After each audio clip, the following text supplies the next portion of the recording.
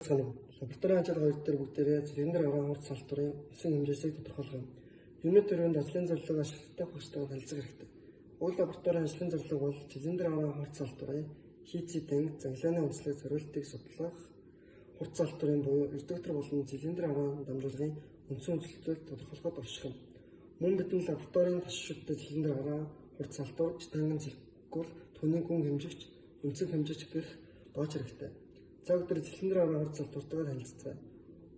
Уг хурц салбар нь хөтлөх гол, завсрын гол, хөтлөгдөх гол гэх гурван голос бүрдсэн ташчдтай хойшлсон цилиндр арга хурц салбар юм.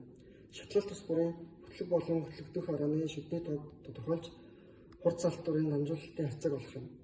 Штангын циркул ашиглан тэмхлэг орондын цаг гих мэтлэнгээр тодорхойлж тооцооны өснөгтөд бичнэ. Үүний дараа ташчдад арааны налгын үнцгийг цаасан дээр өнхрүүлэн урам оргож үнцэг хэмжигчээр хэмжих юм.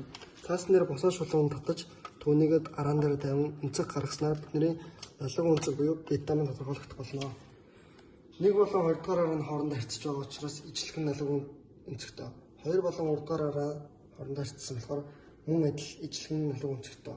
Уг тодорхойлсон утгуудаараа шатлалт тус бүрийн нормал модулыг тодорхойлж стандарт утгаар шийдвэрлэнэ.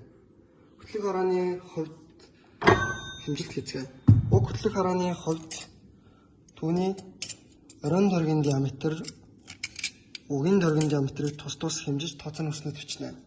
Мөн адил арааны шүдний өргөн болон штангын циркулийн гүн хэмжигчийг ашиглан түүний ааш буюу өндрийг тодорхойлж тооцооны өснөлтөд бичнэ. Тулгуурын холбогчны гадна диаметр болон дотоод диаметр мөн өргөнийг хэмжиж тооцооны өснөлтөд бичснээр бидний тооцооны өснөлтнөө болох юм. Ийхүү 2-1-2 дахь өснөлтөд бичсэн хэмжээний дагуу хурц салбарын тайм зургийг А3 форматаар зурж дайланд авсаргаж өөрийн ойлгож мэдснээрээ дүгнэлтээ бичснээр энэ лабораторийн ажил дуусах юм. Анхаарал хандуулсанд баярлалаа.